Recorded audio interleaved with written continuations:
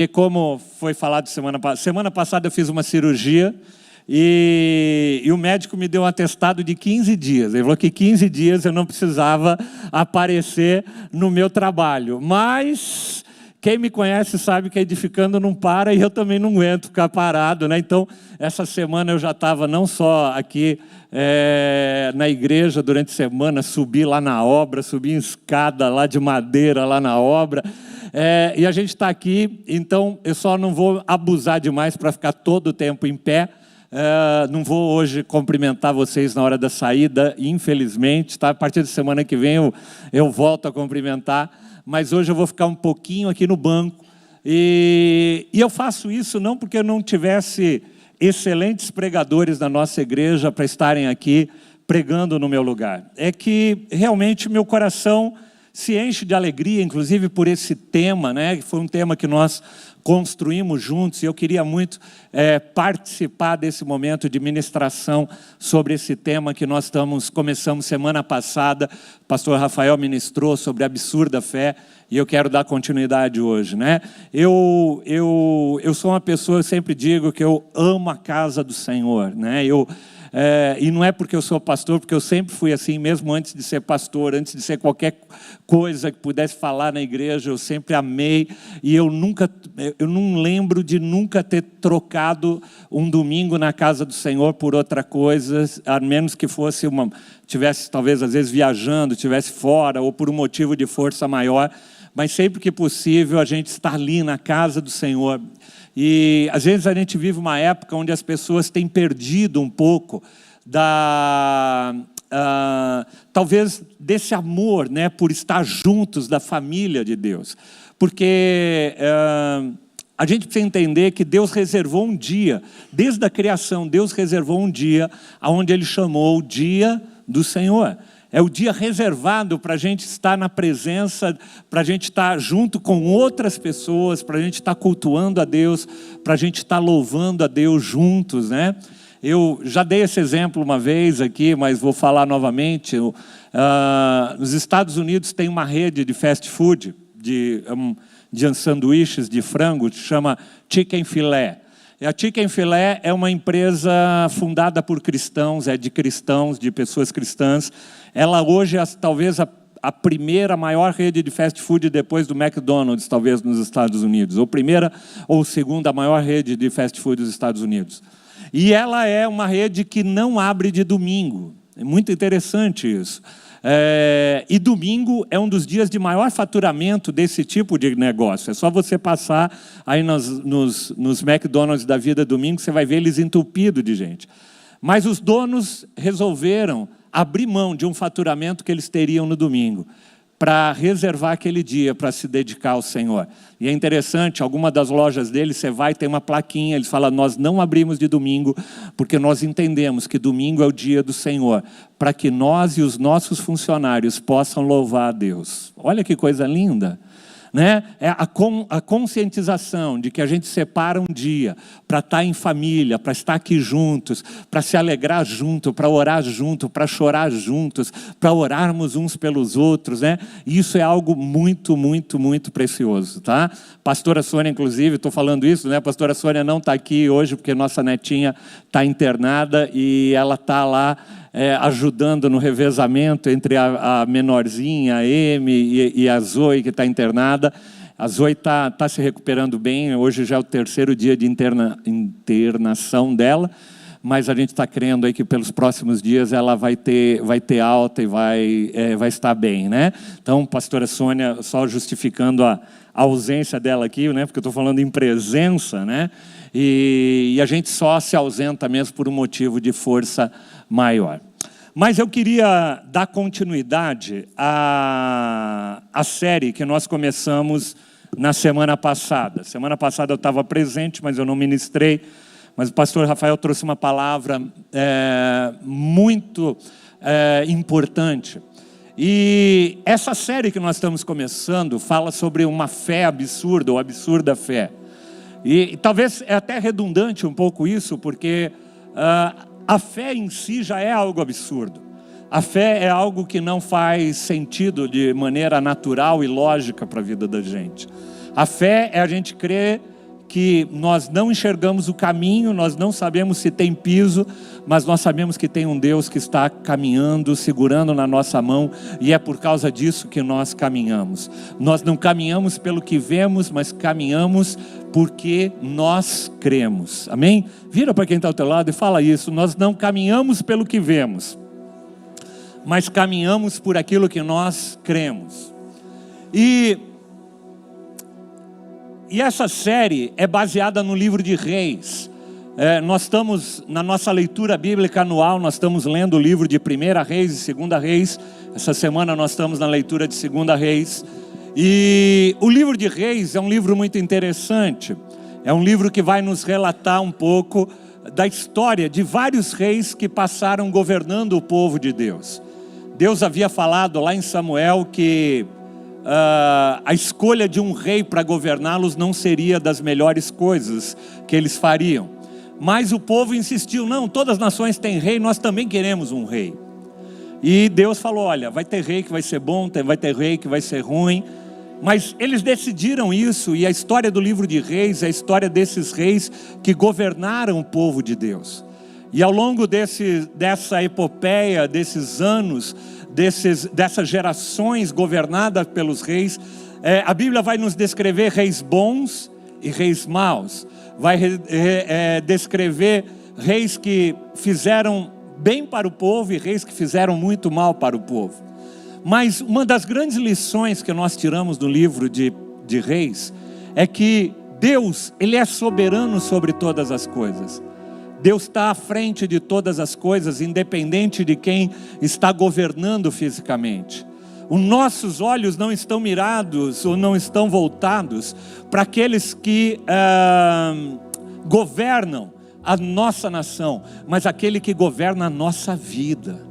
E esse Deus, Ele não perde o controle. Ele está escrevendo uma história desde Gênesis que vai ser consumada em Apocalipse, e Deus não perdeu a mão da história. Lembre-se sempre disso. E o livro de Reis vai falar sobre isso. O livro de Reis vai falar sobre homens e mulheres que tiveram vitórias, que tiveram tropeços. E a vida de dois dos principais profetas do Antigo Testamento, Elias e Eliseu, nós estamos abordando ao longo dessas 2 semanas e vamos continuar abordando. E é muito interessante porque a Bíblia, amados, a Bíblia é um livro predominantemente de narrativas, ou seja, de histórias. Quando a gente pega a Bíblia, alguns falam assim, não, a gente devia, na Bíblia, a igreja devia pregar. Eu já vi gente aí na internet tem as pessoas que falam muita coisa que a gente não pode levar em consideração, mas eu já vi muita gente falando, não, a gente precisava pregar mais doutrina nos cultos. E é interessante porque quando a gente pega os livros mais doutrinários, assim, os livros mais teológicos, são os livros, as cartas, por exemplo, de Paulo. Mas quando a gente pega a Bíblia como um todo, 60%, 70% da Bíblia são narrativas, são histórias de homens e mulheres, são histórias de pessoas que venceram, são histórias de pessoas que fracassaram, são histórias de homens vitoriosos, e assim como homens, como nós vamos ver hoje, que passaram por momentos de medo, de preocupação, de luta, de ansiedade, de depressão. A Bíblia é tão rica e tão preciosa que ela vai nos mostrar a humanidade como um todo, e Deus vai, através dessas histórias, nos mostrar o cuidado, a mão de Deus sobre as nossas vidas. A gente vai ver que aquilo que Elias passou há 3.000 anos atrás, muitos estão passando nos dias de hoje. O relato de Elias é um dos maiores relatos que a gente vê, bem detalhados, de um processo de depressão profunda. E quantas pessoas têm passado por isso, angústia, depressão, medo. E por isso que Deus faz questão de que isso esteja contido nas páginas da Bíblia, para que a gente possa ver a presença de Deus no meio do cotidiano de pessoas, como eu e como você. Embora Elias seja um dos maiores profetas do Antigo Testamento, Elias é aquele que no Monte da Transfiguração, Jesus se depara com a imagem dele e de Moisés. E quando Jesus se depara com a imagem de Moisés e de Elias, ele está se deparando com a imagem de Moisés, que representa a lei do Senhor, e de Elias, que representa o ministério profético. Embora Elias seja esse homem, nós vamos ver que ele tem momentos de altos e baixos na vida dele. Porque a gente às vezes entende que andar com Deus é viver constantemente somente momentos de vitória. Não! A gente passa por momentos de luta, de tempestades, de tormentas, de dúvidas, de medo. E eu quero te convidar para a gente andar junto, fazer um caminho pela história desse homem chamado Elias, que o pastor Rafael começou a falar semana passada, mas que eu quero dar continuidade hoje. A história de Elias começa no capítulo 17 de 1 Reis. Elias é enviado por Deus para anunciar ali no reino de Acabe que haveria um período de grande seca. E Elias se torna esse cara, um mensageiro das más notícias. Isso é muito ruim, né? Ser mensageiro das más notícias. Imagina você estar numa festa, num churrasco, e de repente entra Elias lá. E aí você fala, não, lá vem esse cara, vai trazer más notícias. Né? E ele era esse cara. E ele vem lá e fala, olha, a chuva vai parar nessa região, e nós vamos passar por um período de seca. E assim como ele profetizou, aconteceu. E quando você continua lendo, eu não vou ler os textos todos, aqui eu vou te contar, resumir a história do capítulo 17 e 18, porque nós vamos se ater no capítulo 19. Mas quando ele continua ali, Deus fala para ele, então agora, que está esse período de seca, você vai junto do riacho de Querife ali, e eu vou te mandar corvos para te alimentarem. E foi isso que aconteceu. A coisa mais absurda do mundo, Deus manda ele para um riacho, para que corvos possam pegar o alimento, levar para ele e sustentar ele. E assim Elias é sustentado por Deus, de uma forma absurda, na beira de um riacho, por corvos enviados por Deus para alimentá-lo. Depois, isso acontece no capítulo 17. No capítulo 18, Elias vai encontrar um outro homem de Deus, chamado Obadias. Obadias trabalhava junto do rei, mas era um servo de Deus. E Obadias faz uma revelação para Elias muito interessante. Ele fala assim, olha Elias, Jezabel está querendo matar todos os profetas de Deus, mas eu recolhi 100 deles e tenho escondido eles. E nós montamos uma comunidade de profetas. Eu tenho mais de 100 profetas que estão sob o meu cuidado e sob a minha proteção. E aí a partir dali começa um episódio que é um dos episódios mais emblemáticos, né? Épicos, talvez ali do Antigo Testamento. Elias desafia aquela cultura idólatra, que adorava os deuses, que adorava Baal, e ele faz um confronto, ele confronta aqueles profetas de Baal, falando, vocês estão no engano, e eles falam, não, Baal é o Deus de verdade. Ele fala, então vamos fazer o seguinte, se Baal, esse Deus a quem vocês servem é o Deus de verdade, nós vamos fazer um desafio aqui.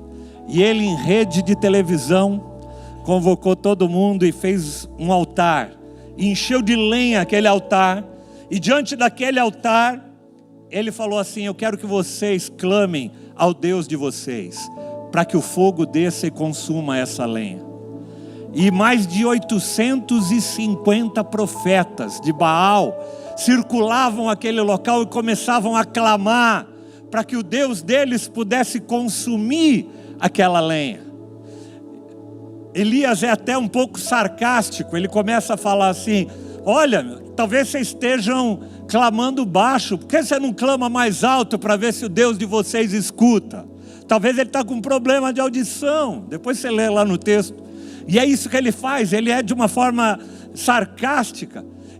E aí eles tentam e nada de aquela lenha pegar fogo. Então Elias fala, então deixa comigo agora. E Elias fala, talvez pensou, vamos deixar a coisa um pouquinho mais difícil. E ele pega água e manda jogar água e encharcar aquela lenha com água. E aí ele ora ao Deus de Israel, e fala, Senhor, consome esse altar, consome esse altar, consome essa lenha colocada aqui. E imediatamente veio um fogo do céu e consome aquele altar. E a partir dali eles viram o poder que há no Deus de Israel, no Deus que está sobre todos e tudo. E ali, a partir dali, se trava uma grande batalha. E Elias mata à espada 850 profetas de Baal. E eu poderia talvez pregar só sobre isso. Eu poderia terminar a pregação falando assim, olha gente, e Elias clamou e o fogo veio do céu e consumiu e deu a vitória sobre os teus inimigos. E assim como Deus deu a vitória a Elias, Ele dá a vitória para você. E você poderia sair daqui nessa noite falando glória a Deus. E não deixaria de ser verdade. Mas essa não é toda a história. Tem dia que Deus nos dá a vitória. E tem dia que Deus nos caminha conosco no meio dos desertos da vida. A gente não pode viver uma fé só triunfalista, só à mercê das vitórias que Deus nos dá, porque a nossa fé não está na vitória, a nossa fé está no Deus da vitória. E se Ele nos dá a vitória, ou se Ele não nos dá a vitória, o nosso Deus continua sendo o nosso Deus. E aí o capítulo 19, e aí eu quero que você acompanhe comigo, 19 versículo 1. Você imagina Elias, a adrenalina dele, depois de todo esse movimento, depois de tudo isso que havia acontecido, era para Elias sair daquele local radiante de alegria, tinha tirado fotos, tinha postado um monte de coisa na internet, Elias tinha abafado, estava explodindo, viralizou tudo, todo mundo sabendo o que Elias tinha feito. Mas aí, no capítulo 19, diz assim, ora, Acabe contou a Jezabel tudo o que Elias tinha feito e como havia matado todos aqueles profetas à espada. Acabe era o rei de Israel e Jezabel era a esposa dele. Então, versículo 2, diz assim, por isso Jezabel mandou um mensageiro para Elias, para dizer, que os deuses me castiguem com todo rigor, se amanhã, nesta hora, eu não fizer com a sua vida o que você fez com as deles. E aí o versículo 3 é um versículo interessante.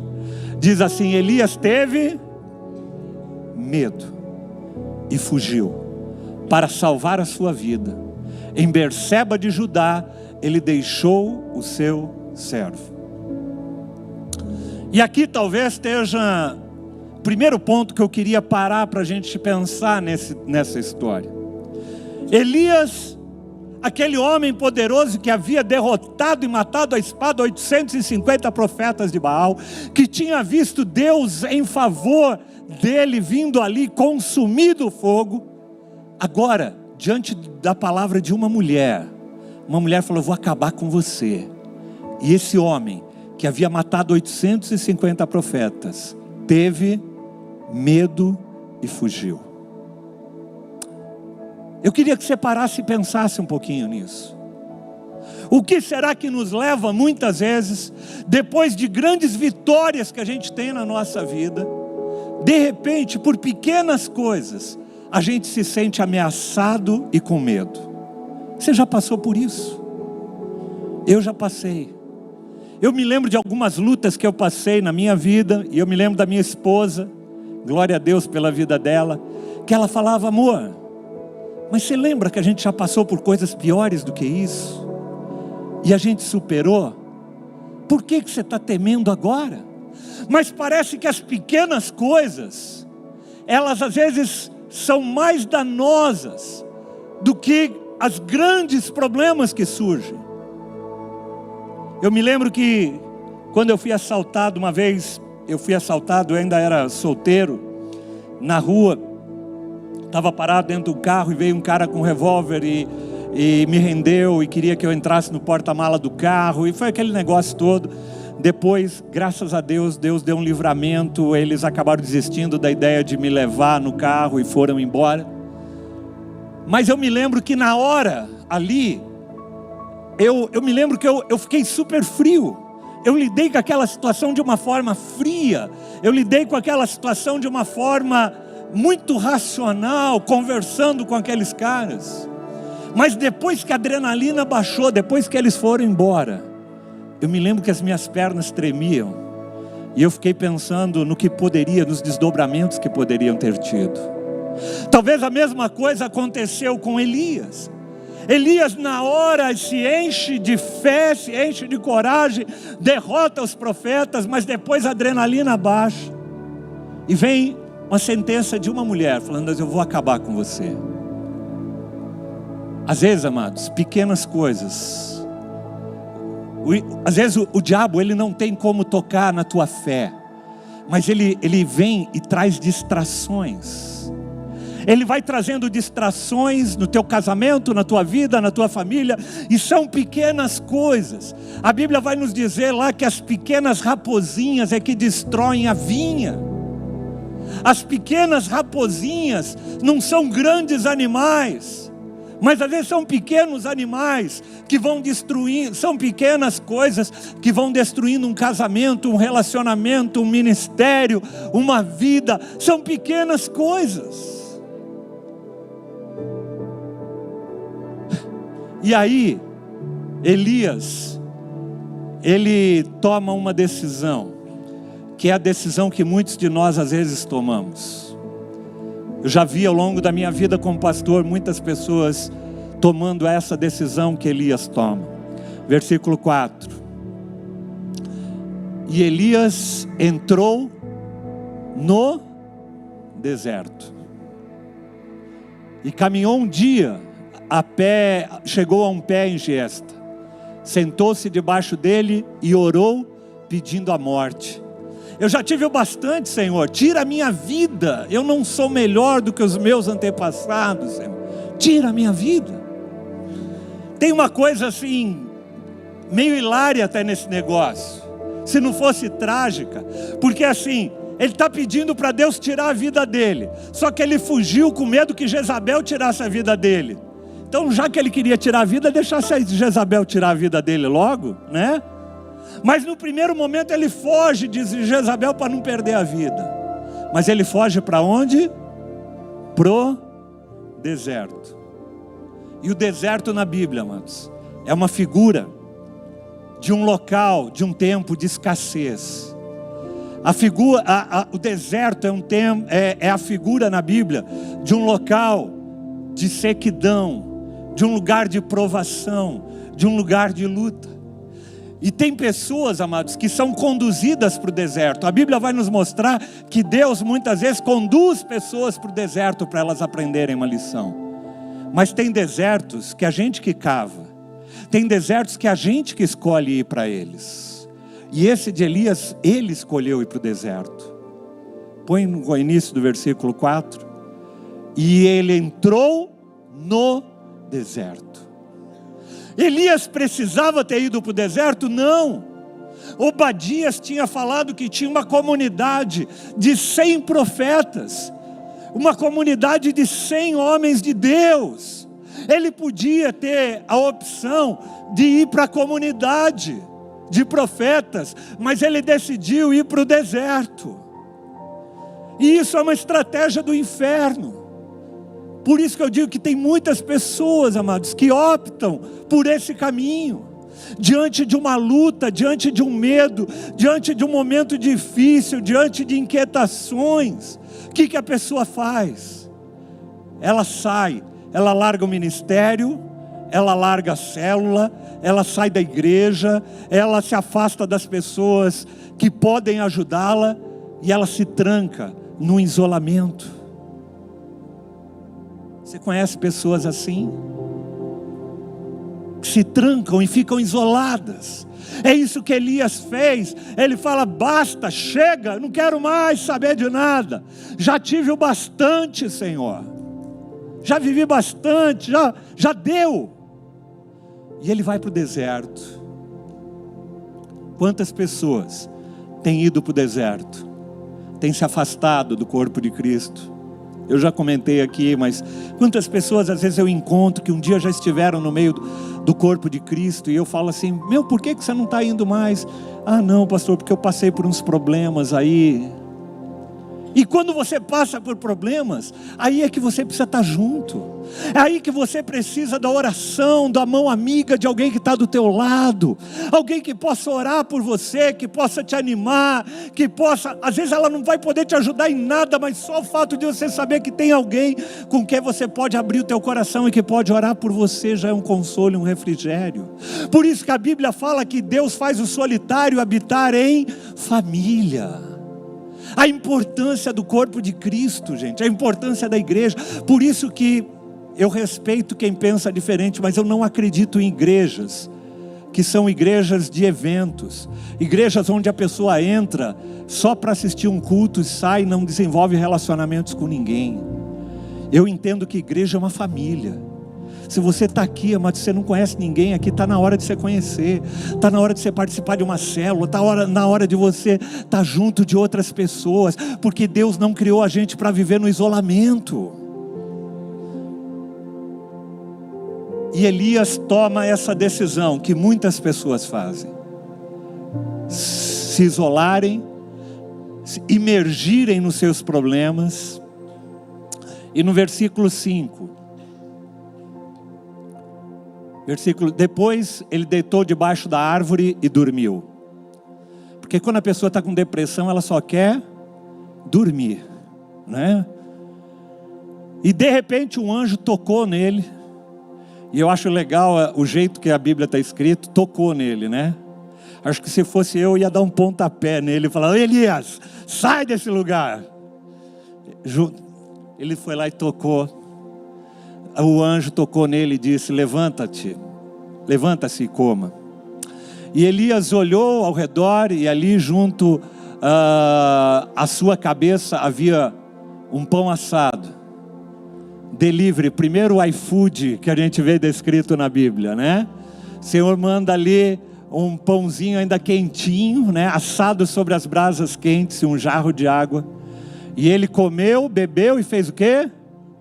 Deitou de novo, porque quem está deprimido só quer dormir. E aí o anjo do Senhor voltou, tocou nele e disse: levanta-se e coma, pois a viagem será muito longa. Tem mais coisas para você, Elias. Levanta e anda. Deus tem mais para você. Não é para você morrer nesse lugar. E gente, quando a gente fala de depressão, eu conheço algumas pessoas, várias pessoas, mas eu conheço pelo menos umas 2 ou 3 que passaram por quadros de depressão, que eram pessoas assim que você nunca imaginou na vida que ia passar por depressão. Sabe aquela pessoa forte, que resolve problema, que tal, né? Aquela pessoa que você fala: essa pessoa nunca vai viver. E de repente, algo aconteceu.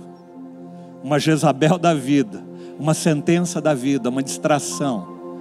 E ele se mete numa depressão tão profunda. Me lembro uma vez de eu ter ido visitar uma pessoa da nossa igreja. Uma pessoa assim, como eu disse, muito forte, muito dinâmica, tal, prostrada numa cama, não conseguia fazer nada. Então ele se levantou e comeu, versículo 8. E fortalecido com aquela comida, ele viajou 40 dias e noites, até chegar a Horebe, o monte de Deus. Tudo isso que nós vimos, gente, sobre Elias até agora, revela uma coisa interessante. Nem sempre aquilo que nós somos no público é aquilo que nós somos no privado. Eu tenho falado isso, falei isso semana retrasada. No público, na internet, no Instagram, nós somos aqueles vitoriosos que estão sempre rindo.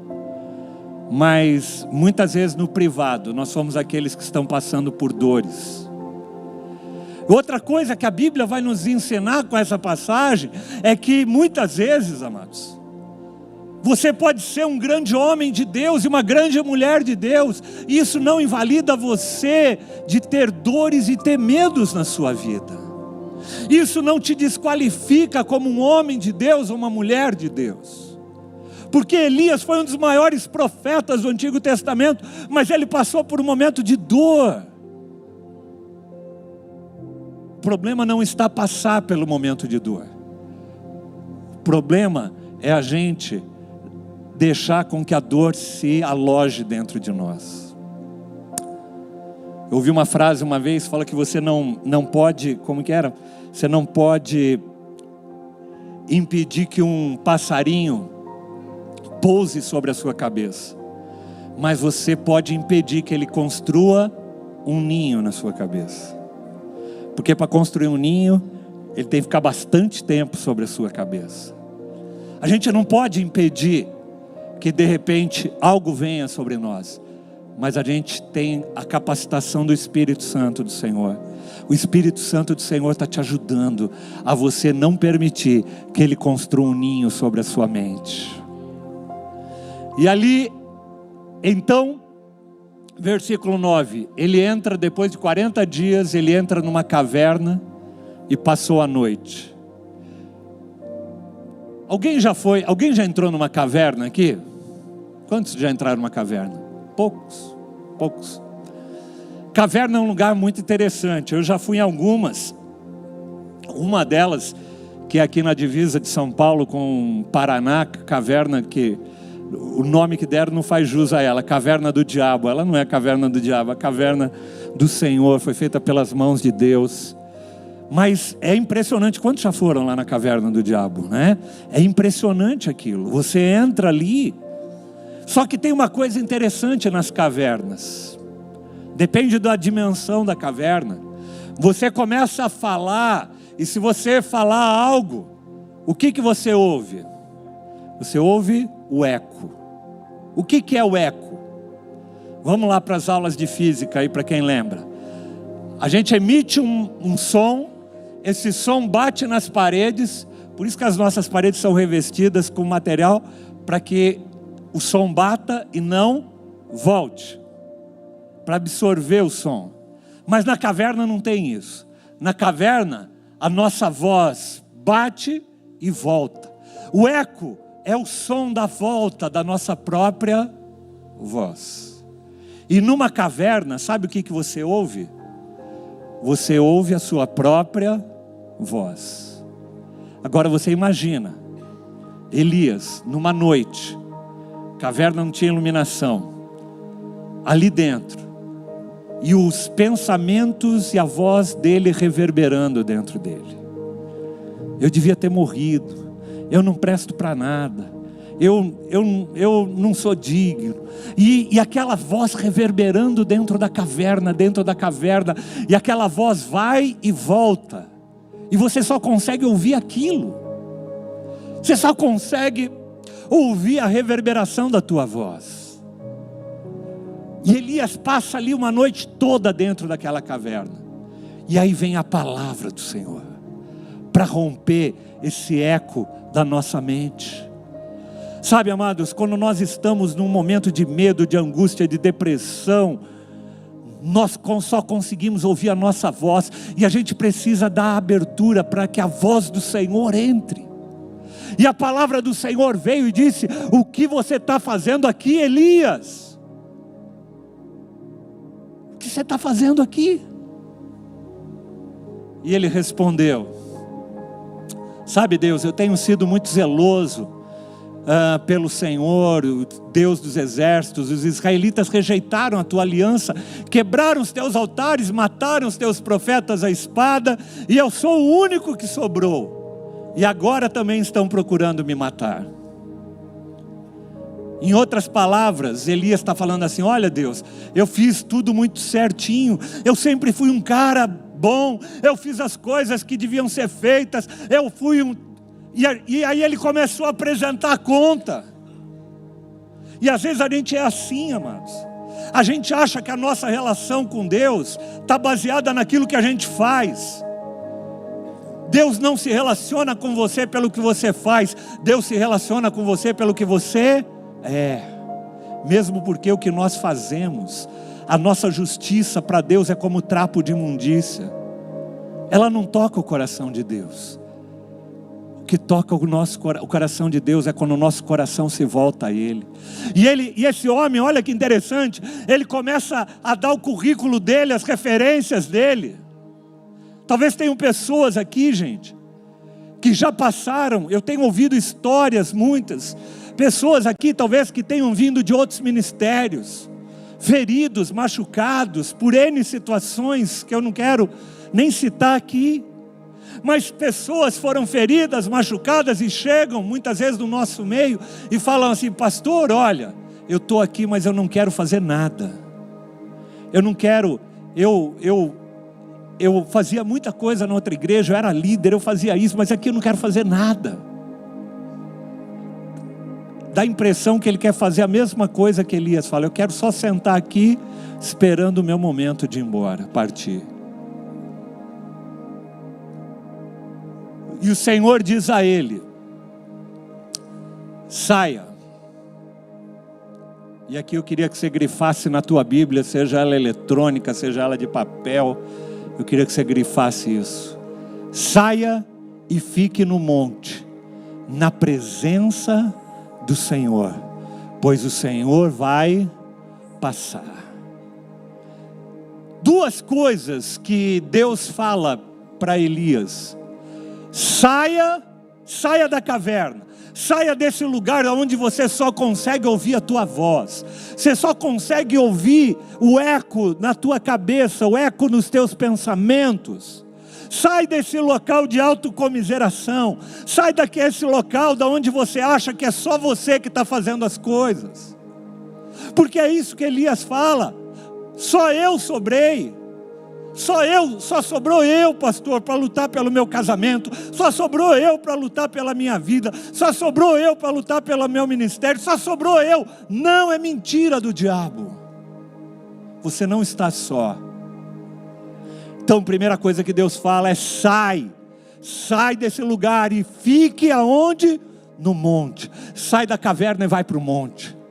O monte nos fala, a Bíblia vai, sempre que cita o monte, vai falar de um lugar de altura, um local onde a tua visão é expandida, aonde você consegue enxergar além das tuas barreiras.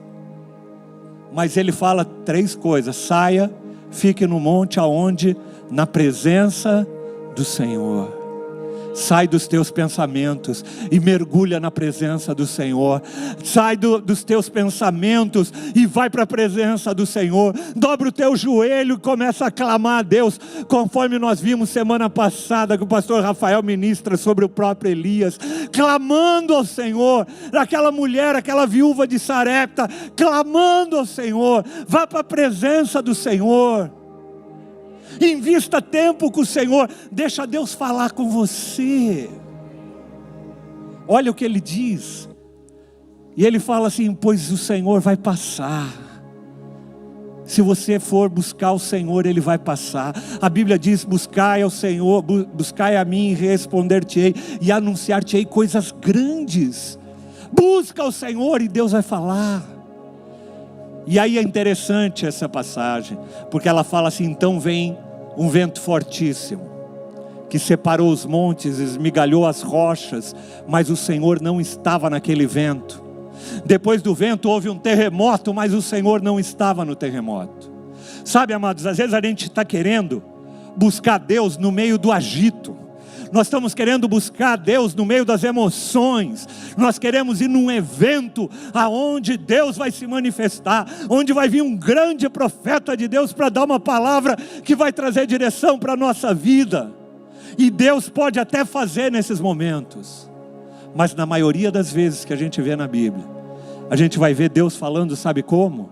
Como Ele fala no versículo 12: depois do terremoto houve um fogo, mas o Senhor também não estava no fogo. Sabe aquele culto do fogo? Não era no culto do fogo que Ele estava. E depois do fogo houve um murmúrio. e uma brisa suave. E aí o Senhor fala com Elias. Deus não falou com Elias no meio da agitação. Sabe, amados, quando você está no teu devocional, quando você acorda pela manhã e antes de sair de casa, abre a tua Bíblia, está tomando café, está meditando na palavra e está orando ao Senhor, ali no momento mais tranquilo do início do dia, Deus começa a falar com você. E quando você menos percebe, as lágrimas estão correndo. E não é no meio de um grande movimento, mas é no meio do silêncio. Eu gosto de pastores que às vezes dão uns berrão. Mas eu também gosto daqueles pastores, muitas vezes, que falam calmo e suave a mensagem do Senhor. Porque tem gente que cria um estigma, né? Que pastor bom, pregação boa é aquela que dá bastante berro. Deus fala de forma no murmúrio e na brisa suave. O que você precisa é sair da caverna, ir para a presença, subir no monte para a presença dele. Quando Elias ouviu, ele puxou a capa para se cobrir o rosto e saiu e ficou na entrada da caverna. Ele tinha medo de se deparar com Deus. A palavra de Deus vai nos dizer, o apóstolo Paulo vai nos dizer, acho que é em Colossenses, né? Que ele fala que nós contemplamos ao Senhor com os nossos rostos descobertos.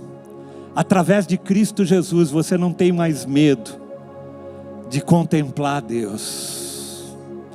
O Senhor rasgou, Jesus rasgou o véu que nos separava da presença de Deus e nos deu livre acesso. Então você, na tua casa, no teu quarto, na intimidade da tua vida, aqui na igreja, você pode ir para a presença do Senhor na sala de oração. E uma voz perguntou para ele de novo: Elias, Elias, o que você está fazendo aqui, cara? E ele respondeu a mesma coisa. Eu tenho sido muito zeloso pelo Senhor. Os israelitas rejeitaram a tua aliança, quebraram os teus altares, mataram os teus profetas, e eu sou o único pobre coitado que sobrou. A gente tem mania de se fazer de vítima. A gente tem mania dessa autocomiseração: coitado de mim, eu sou o único. Sai desse lugar de autocomiseração. Sai desse local de autoflagelo da tua vida. E o Senhor disse: volte para o caminho onde você veio e vá para o deserto de Damasco. Chegando lá, unja Azael como rei da Síria. E também unja Jeú, filho de Ninsi, como rei de Israel. E unja Eliseu, filho de Zafate, de Abel Meolá, para suceder você como profeta. Deus, mesmo diante do momento que Elias estava vivendo, Deus acolhe o sofrimento, Deus acolhe a dor, mas Deus olha para Elias e fala: Elias, a tua missão não acabou, tem mais para ser feito. O pessoal do louvor pode vir à frente. Vira para quem está do teu lado e fala: Deus tem muito mais ainda para você. Deus tem muito mais. Ele fala para Elias: Elias, você ainda tem que passar o bastão. Tem muita coisa para você fazer na tua vida. Tem gente que chega para mim e fala: ai pastor, eu acho que o meu tempo acabou nesse ministério. Acabou nada, a gente que acaba com o tempo. O tempo só acaba quando a gente consegue levantar alguém, né, que seja superior a nós. Eliseu vai ser uma pessoa superior a Elias. E ele passa o cajado e fala assim, é como se ele virasse e falasse as palavras do apóstolo Paulo: combati o bom combate, terminei a corrida, guardei minha fé.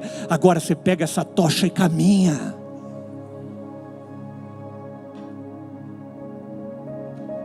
Eu quero usar a tua vida ainda, Elias. Tem muita coisa.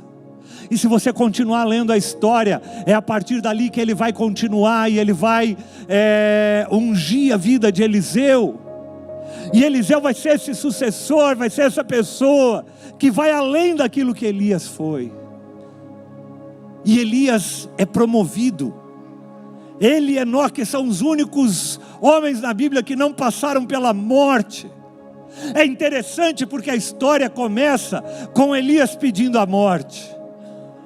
E Deus falou: você não vai morrer, eu vou te recolher sem a morte.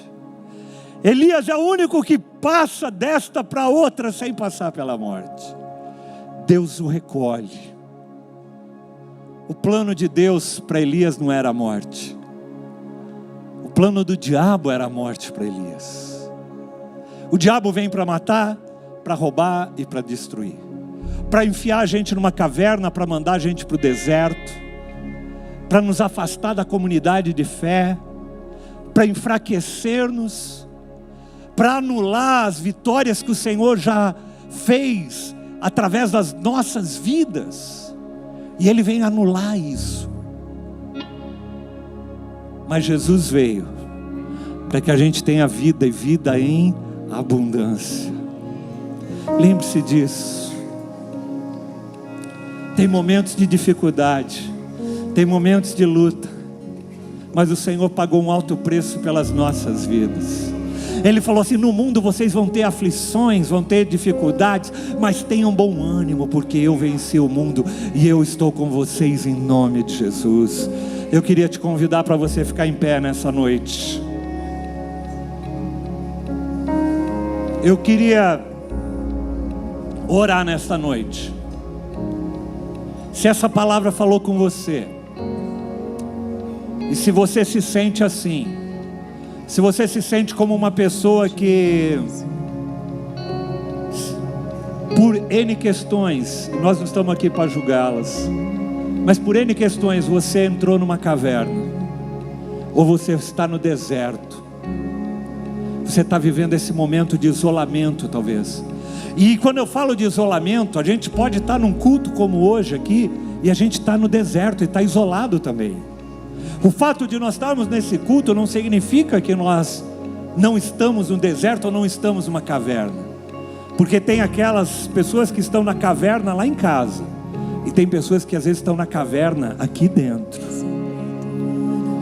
Se você sente que Deus está falando com você nessa palavra, que é isso que você tem passado na tua vida, e o Senhor está te falando assim: sai para fora. Sai para fora, que eu quero tocar, eu quero passar, eu quero falar com você. Quantos sentem que essa palavra é para você nessa noite, em nome de Jesus? É o momento que você tem passado e vivido. Levanta a tua mão. Amém. Amém, sim. Eu queria te convidar para você sair da onde você está, num ato simbólico e profético, e viesse aqui à frente. Nós queremos orar com você. Não vai ter terremoto, não vai cair fogo, mas eu vou orar para que o Senhor esteja falando com você nesse momento, em nome de Jesus. Em nome de Jesus, vem para frente. Vem para frente. Vem. Abre teu coração e fala: Senhor, eu estou aqui, eu quero te ouvir, Senhor, eu quero o teu toque nessa noite. Nós vamos cantar esse cântico enquanto os líderes aí, os pastores, vão ajudar a orar por essas pessoas. Clamo Jesus.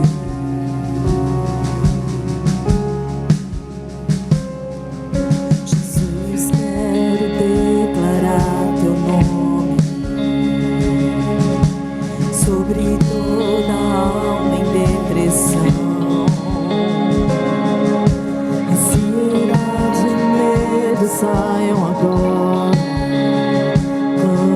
Jesus,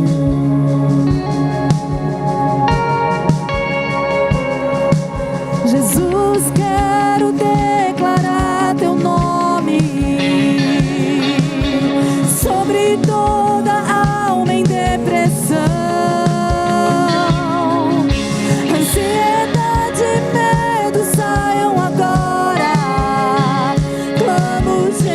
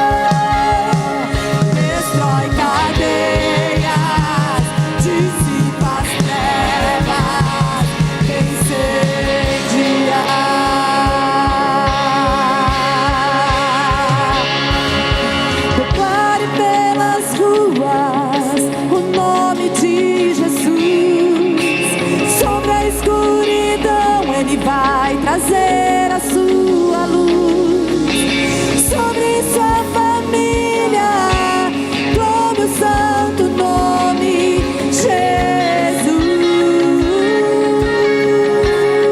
Jesus. E declare pelas ruas o nome de Jesus. Sobre a escuridão Ele vai trazer a sua luz.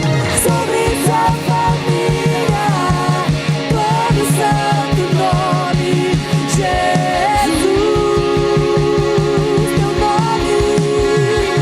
Teu nome é cura, é poderoso. Teu nome é vida. Destrói cadeias, dissipa as trevas, incendia. Teu nome é cura, é poderoso. Teu nome é vida. Destrói cadeias, dissipa as trevas, incendia. Se você já recebeu oração, você pode voltar para o teu lugar. Eu queria que nós continuássemos cantando. Jesus, quero declarar teu Declara isso. nome sobre toda a alma. Se você conhece alguém que está passando por depressão, ansiedade, medo, saiam agora. Clamo Jesus. mais uma vez, clame. Se você conhece alguém, Jesus, quero declarar teu se nome. você conhece alguém com depressão, coloca o nome dessa pessoa. Alma em depressão, Ansiedade e medo, ansiedade, medo, sai agora. Clamo Jesus. E teu nome é cura, é poderoso. Teu nome é vida.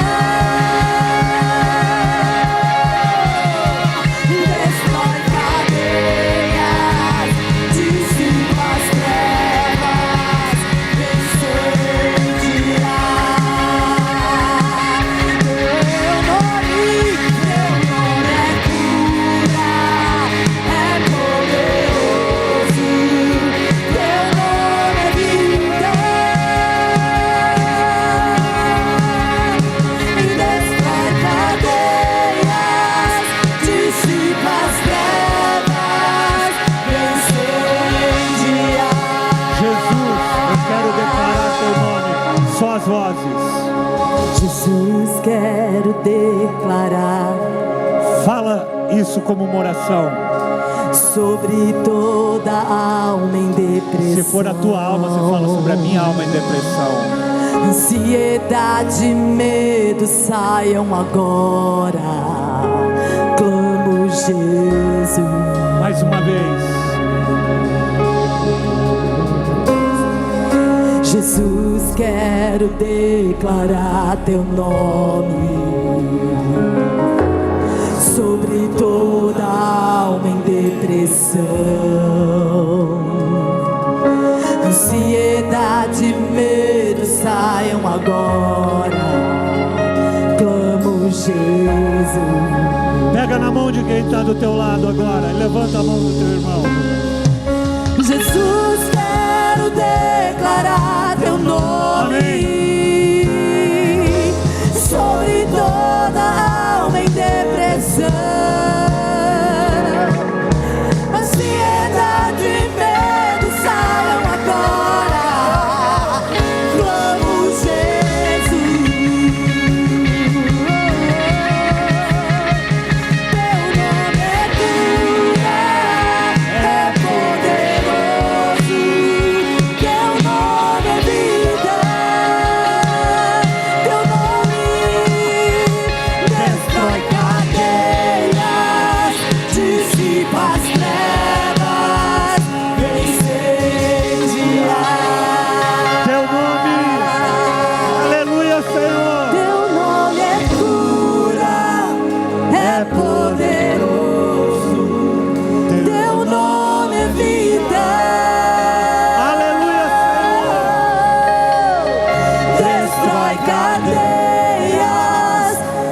dissipa as trevas, vem incendiar.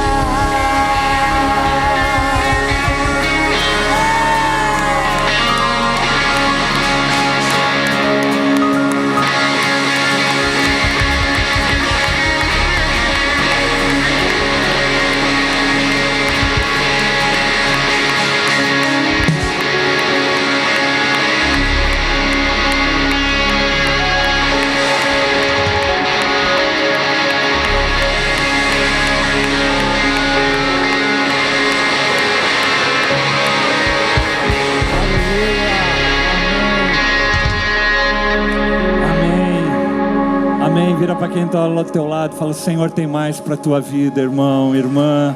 Senhor, tem mais.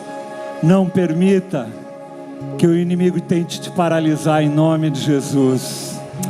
Que o amor desse nosso Deus maravilhoso, que a graça do nosso Senhor Jesus Cristo, que o consolo e a direção do Espírito esteja sobre você e a tua família, em nome de Jesus. Deus te abençoe e tenha uma excelente semana. Amém.